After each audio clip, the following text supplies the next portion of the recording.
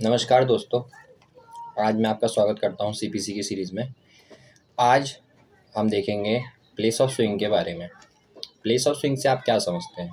Place of swing basically क्या होता है कि आप कोई व्यक्ति जिसको केस लेकर जाना है वो किस कोर्ट में अपने सूट को इनिशिएट करवा सकता है ना। इनिशिएट करने के लिए हमने आपको बताया था कि ऑर्डर 4 रीड विथ सेक्शन 26 होता है ना।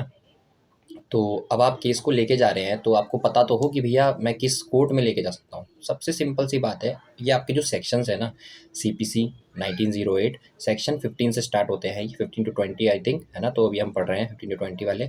तो सेक्शन 15 में आपका बेसिकली क्या है, अगर आप कोई भी प्लेंटिफ केस लेके जा रहा है तो सबसे पहले वो ये देखेगा कि जो उसका केस जहाँ पे जिस कोर्ट में वो केस लेके जा रहा है ना, उसका जुडिक्शन होना चाहिए। जुडिक्शन 3 तरह के बताए थे, क्या क्या?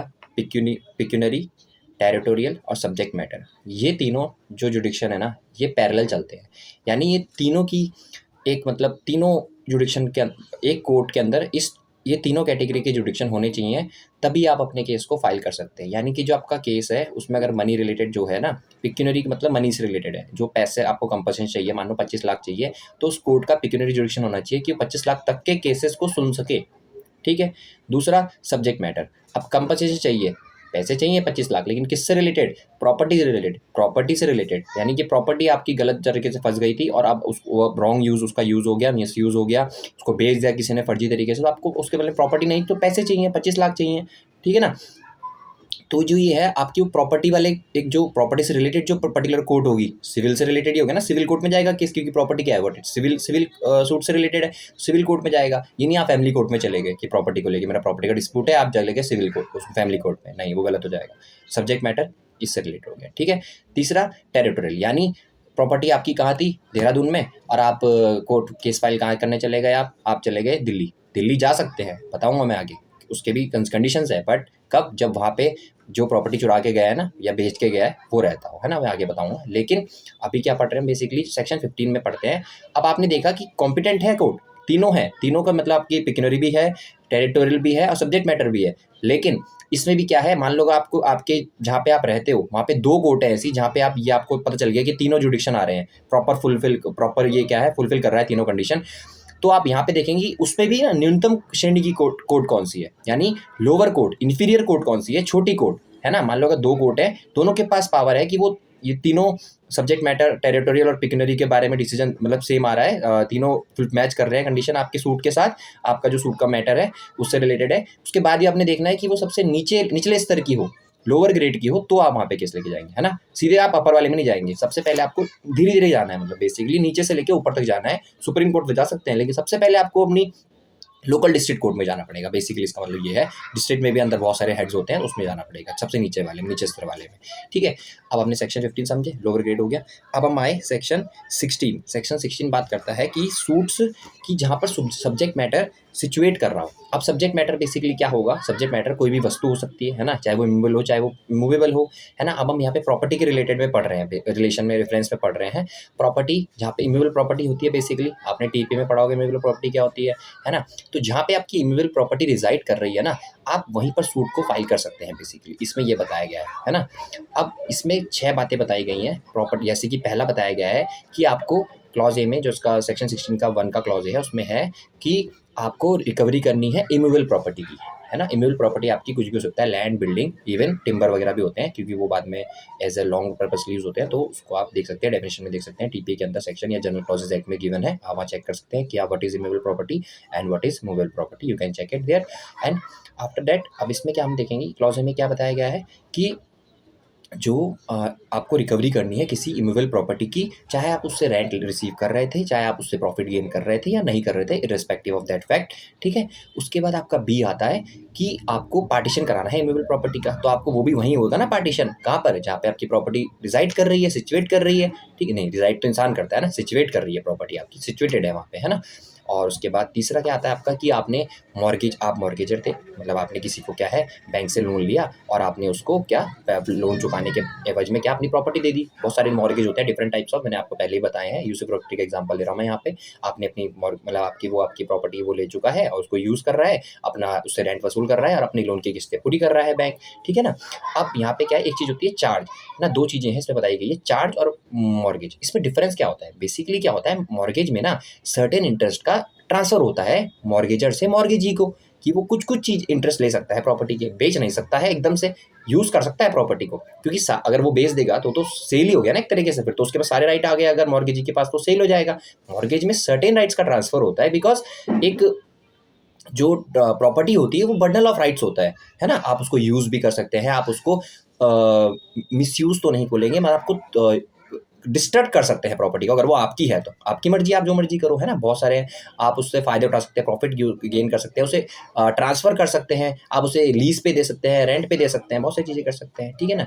उसके बाद आपका आता है कि एक होता है चार्ज में ना, चार्ज भी बेसिकली मॉर्गेज की तरह सिमिलर थोड़ा सा होता है, कि उसमें भी आप क्या करते हो एज अ सिक्योरिटी, है ना, अपनी चीज़ को, कि उसको मतलब आपने मान लो डॉक्यूमेंट्स दे दिए बेसिकली, है ना, लेकिन यहाँ पे आपने इंटरेस्ट ट्रांसफर नहीं करे कोई भी, लेकिन मॉर्गेज में आप इंटरेस्ट ट्रांसफर करते हैं, सर्टेन इंटरेस्ट ट्रांसफर करते हैं। चार्ज में कोई इंटरेस्ट ट्रांसफर नहीं होता है, बस एक मुंह वाली बात हो गई कि आपने पैसे ले लिए, बोला हाँ भैया अगर कुछ हो गया तो चल भाई, अगर नहीं चुका पाया तो ये कर लियो, इससे कर लियो, मैनेज कर लियो, है ना। ये वाली बात नॉर्मल बात, जनरल बात होती है जो, ठीक है ना। जैसे कि आजकल जो मतलब एक आसामी टाइप होते हैं ना, कि आपने पैसा लिया और बोला साहूकार टाइप, तो बोला भैया अगर नहीं चुका पाया तो देख लेना, ले लेना मेरी गाड़ी, ले लेना, ये लो, यहाँ पे मोबाइल प्रॉपर्टी की बात तो नहीं हो रही है, मोबाइल प्रॉपर्टी की बात हो रही है, तो मेरी ज़मीन बेच देना, जो भी कर देना, चार्ज इस तरह से हो गया, ठीक है। उसके बाद चौथा आता है आपका डी, कि जब आपको ना मूवेबल प्रॉपर्टी से रिलेटेड कोई राइट को असरटेन कराना हो, जैसे कि अब ये इस पर मैं जो अपना इंटरप्रिटेशन कर, जो मैं आपको अपनी समझ के अनुसार बता रहा हूँ, या फिर मैंने जो सीखा है, कि इसमें क्या है, ईजमेंट की बात हो रही है। यानी देखो, एक मूवेबल प्रॉपर्टी के साथ में ना एक राइट अटैच होता है, ईजमेंट। यानी मान लो आप क्या कर रहे हो, एक जगह पे बहुत टाइम से रह रहे हो, ठीक है, और आप एक रास्ते को, पर्टिकुलर रास्ते को यूज़ भी कर रहे हो, जो कि किसी का नहीं है, बेसिकली वो एक मीडियोकर है, दो घरों के बीच में रास्ता है, आप उसे यूज़ कर रहे थे। अब एक पार्टी क्या करती है, अब आप उसे जब बेचोगे ना, है ना, तो ना जो आप जिसको बेचोगे उसके पास जो राइट आएगा ना, वो ज़मीन के साथ साथ तो रास्ते का भी आएगा, क्योंकि वो अटैच्ड है। बगल वाली जो घर है, बगल वाला जो घर वाला व्यक्ति है, वो ऐसे आप उस व्यक्ति को, जो अब नया पार्टी आएगी, उसको रोक नहीं सकता उस रास्ते को यूज़ करने से, क्योंकि भाई वो उसका एक आवश्यकता है, नेसेसिटी है, और नेसेसिटी के लिए ईजमेंट लगता है। ईजमेंट आपने पढ़ा ही होगा पिछले सेमेस्टर्स में, तो आई होप। इसके बाद हम पढ़ते हैं कि कंपनसेशन, अगर आपकी कोई मूवेबल प्रॉपर्टी थी, उसके साथ कुछ गलत हो गया, मिसयूज़ कर दिया किसी ने, यानी कि मिस एप्रोप्रिएशन कर दिया, थेफ्ट कर लिया, तो उसके बदले में कंपनसेशन चाहिए, तो वो भी इसके अंदर आ जाएगा। ये बेसिकली ये सूट्स किस टाइप के हैं, वो 6 टाइप के बता रखे हैं, मतलब इनसे रिलेटेड। और या फिर कोई मूवेबल प्रॉपर्टी थी आपकी, मूवेबल प्रॉपर्टी आपकी कोई डिस्ट्रेंट में थी या फिर अटैचमेंट में थी, उसकी रिकवरी करनी है। डिस्ट्रेंट क्या होता है, एक मान लीजिए एग्जांपल लेते हैं, एक मकान मालिक है और उसने बोला वो आपसे किराया लेता है, आप उसके कमरे में रह रहे हैं, आप उसके रूम में रह रहे हैं, ठीक है। अब क्या हुआ, आपने किराया नहीं चुकाया, उसने आपकी बाइक ही उठा ली कि भाई जब तक किराया ना देगा, किराया तो दे नहीं रहा, तू भागने की फारा उसमें लग रहा है मुझे, अब तो तू भाग जाएगा, तो मैं तेरी बाइक उठा के रख दी। अब आप इसको छुड़वाने के लिए केस कर सकते हैं उस पर ना, तो ये डिस्टेंट ये कहते हैं। फिर होता है अटैचमेंट। अटैचमेंट मीन्स आपने ना आप कुछ चीज़ चुका नहीं पाए और आपकी सरकार ने क्या करी, कोई चीज़ जब्त कर ली, अटैच कर ली, या कि सरकार ने या किसी और चीज़ ने अटैच कर ली, उसे अटैचमेंट बोलते हैं बेसिकली।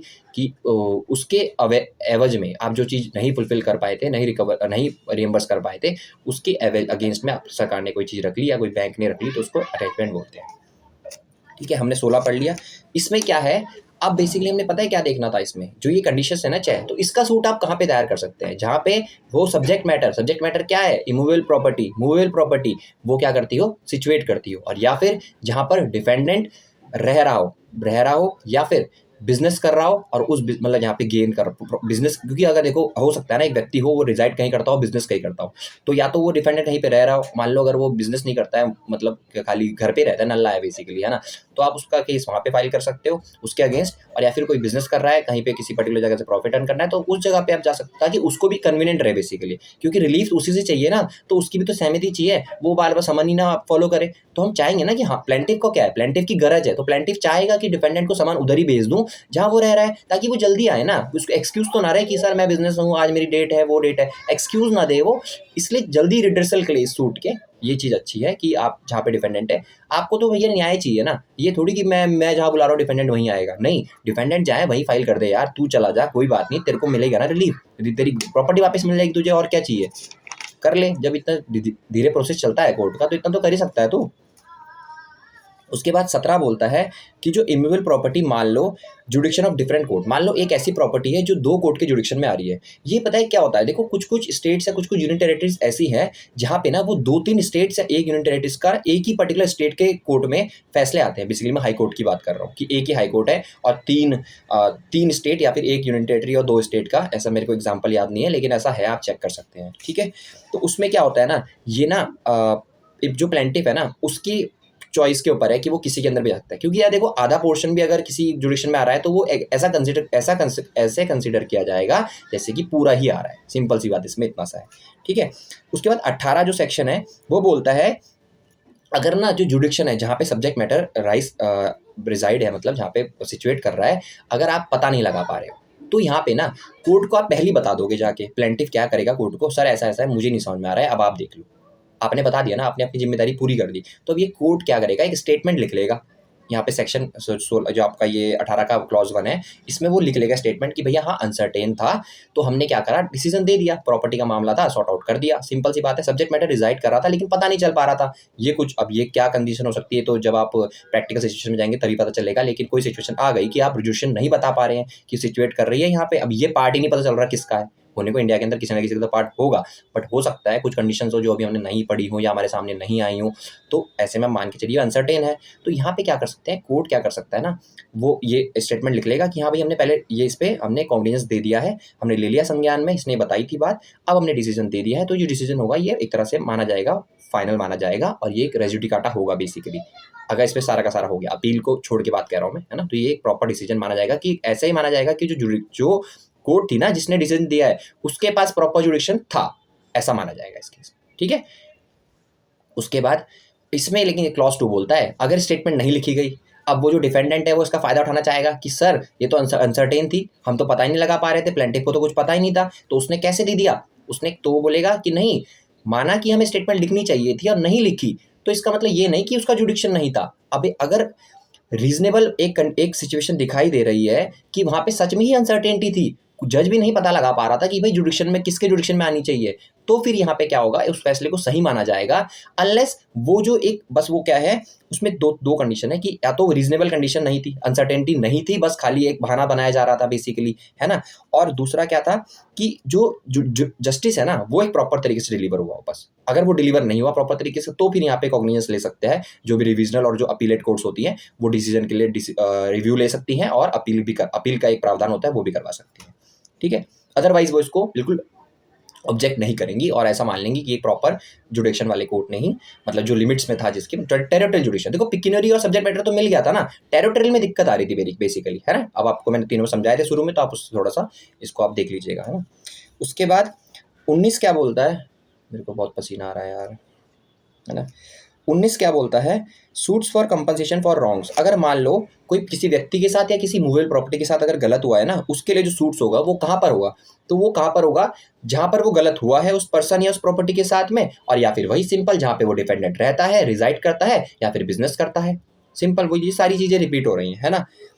अब जैसे मान लो इसमें एग्जाम्पल ले लेते हैं, ए दिल्ली में रहता है और बी को कैलकाटा में पीटता है, ठीक है। तो अब जो बी है ना वो ना जहाँ पे ए रहता है दिल्ली वहाँ पे भी केस फाइल कर सकता है, और या फिर बी जहाँ पे पिटा कैलकाटा में वहाँ पे भी राइज कर सकता है। देखो एक मैं इस पे थोड़ा सा मजाक में बताता हूँ आपको एक चीज़ थोड़ा सा फनी में, मान लो ए पंजाब और हरियाणा के बॉर्डर पे था, है ना, दिल्ली और हरियाणा के बॉर्डर पे, और ए ने और बी भी वहीं था, तो ए ने बी को पीटना शुरू किया, ठीक है। पीटते पीटते वो क्या हुआ, दिल्ली से हरियाणा बॉर्डर पे चला गया।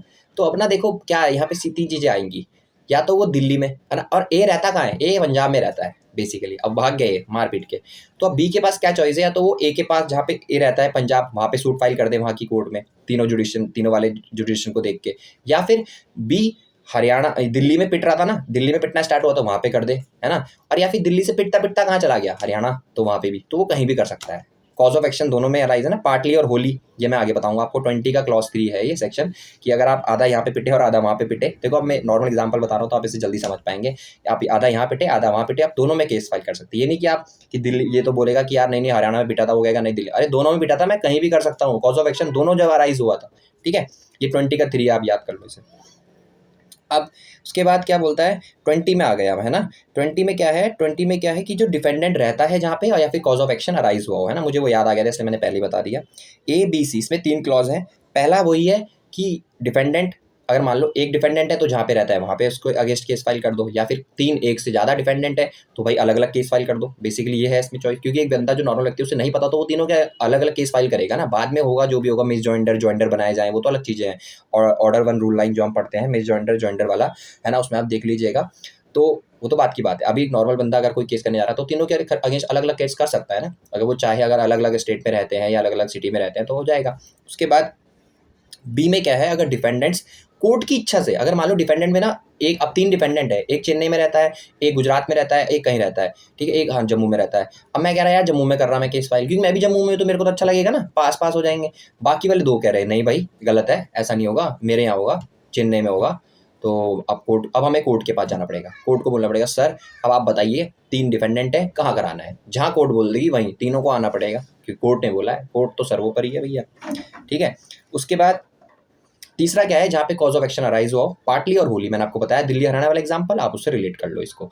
यानी पिट रहा था यहाँ पे तो कॉज ऑफ एक्शन है होली, पूरा दिल्ली में पिटा, पार्टली दिल्ली में पिटते पिटते मारते मारते कहाँ ले गया, हरियाणा ले गया, सिंपल।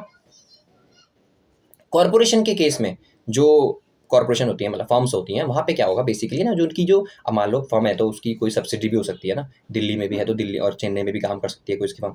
तो बेसिकली अगर मान लो चेन्नई में भी कुछ अगर कोई प्रॉब्लम हुई है किसी व्यक्ति के साथ, उसको पीट दिया बॉस ने, तो ऐसा ही माना जाएगा कि वो पिटा कहाँ है, दिल्ली में, क्योंकि जो मेन फर्म है वहाँ पे। तो जो अगर देखो कॉज ऑफ एक्शन अराइज हुआ कहाँ पर, वो ऐसा माना जाएगा कि दिल्ली में, पिट वो यहाँ पे रहा है, कर सकता है ना, लेकिन उसकी जो रेजिडेंस वाला जो उसका फर्म का रेजिडेंस है ना, वो दिल्ली ही माना जाएगा। ठीक है, कॉज ऑफ एक्शन तो उसका राइज यहाँ पे चेन्नई में हुआ, लेकिन जो फर्म है उसकी तो वहीं पे माना जाएगा, क्योंकि दिल्ली में बेसिकली उसकी जो सुपीरियर फर्म है, जो मेन फर्म है वहीं पर है, उसको बोलते हैं हेड फर्म, बेसिकली होल्डिंग बोलते हैं, होल्डिंग जो कंपनी होती है वो।